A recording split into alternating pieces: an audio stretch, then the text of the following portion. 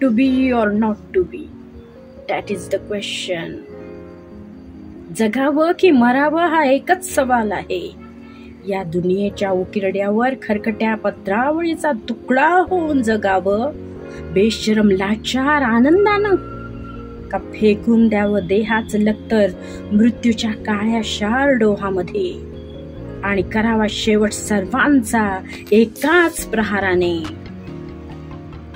माझा, तुझा अन त्याचाही. मृत्यूच्या महासर्पाने जीवनाला असा डंख मारावा की नंतर येणाऱ्या निद्रेला नसावा जागृतीचा किनारा कधीही. पण मग त्या निद्रेलाही पुन्हा स्वप्न पडू लागलं तर इथेच मेघ आहे. नव्या स्वप्नांच्या अनोळखी प्रदेशात प्रवेश करण्याचा धीर होत नाही, म्हणून आम्ही सहन करतो जुनं जागेपण. सहन करतो प्रेताच्या निर्जीवपणाने, अस्तित्वाच्या गाभाऱ्यात असणाऱ्या सत्वाची विटंबना. आणि अखेर करुणेचा कटोरा घेऊन उभे राहतो खालच्या मानेनं आमच्याच मारेकराच्या दारांशी. विधात्या, तू इतका कठोर का झालास? एका बाजूला आम्ही ज्यांना जन्म दिला ते आम्हाला विसरतात आणि दुसऱ्या बाजूला ज्याने आम्हाला जन्म दिला तो तूही आम्हाला विसरतोस. पण मग विस्कटलेल्या हाडांचे हे सापळे घेऊन हे करुणा करा. आम्ही थेरड्याने कुणाच्या पायावर डोकं आदळायचं, कोणाच्या पायावर डोकं आदळायचं, कोणाच्या पायावर डोकं आदळायचं.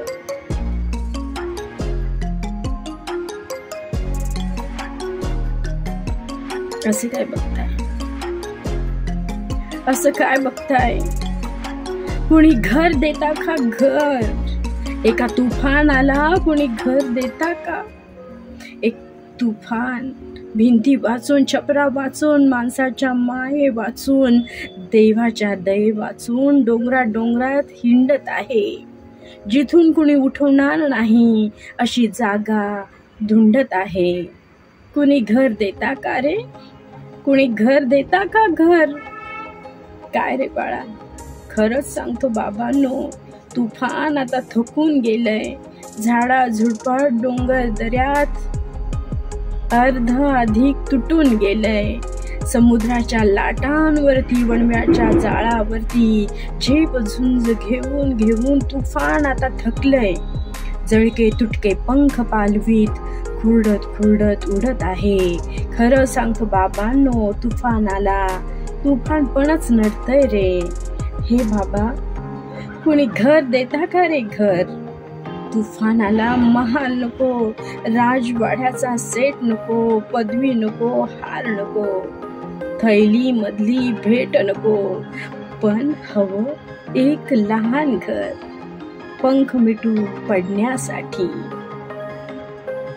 एक हवी आराम खुर्ची तुफानाला बसण्यासाठी. एक तुळशी वृंदावन हवंय मागच्या अंगणात सरकारांसाठी. कुणी घर देतं का घर? कुणी घर देतं का घर?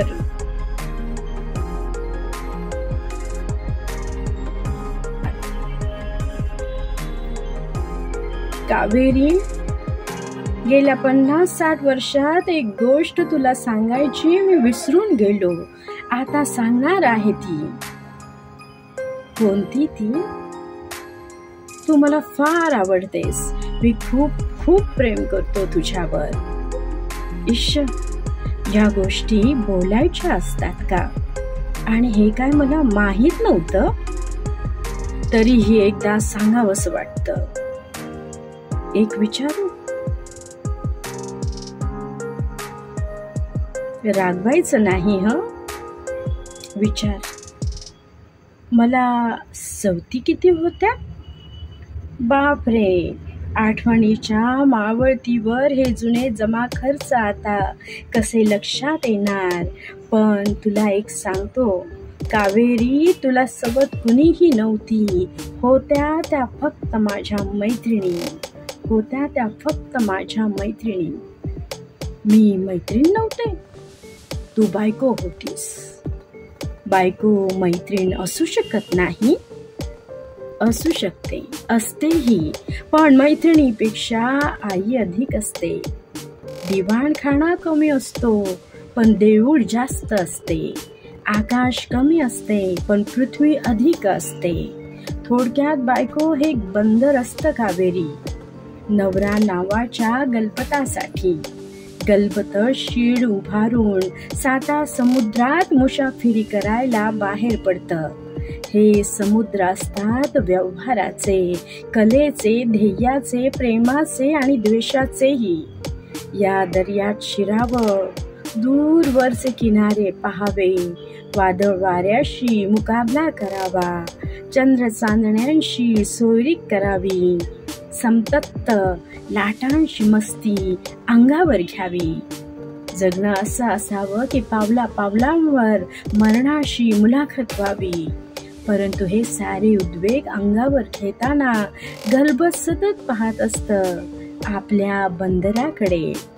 पराभवाच्या जखमा आणि विजयाचे झेंडे घेऊन ते पुन्हा बंदरात येतं आणि तेथील हिरव्या निळ्या प्रकाशात प्रशांत पाण्याच्या गालिच्यावर विश्रांत घेतं. गलबताच्या पराक्रमाचा उदय बंदरात होतो. पराजयाचे सांत्वनही त्याला बंदरातच मिळतं. अशी आहे बंदराची महती, म्हणजे बायकोची.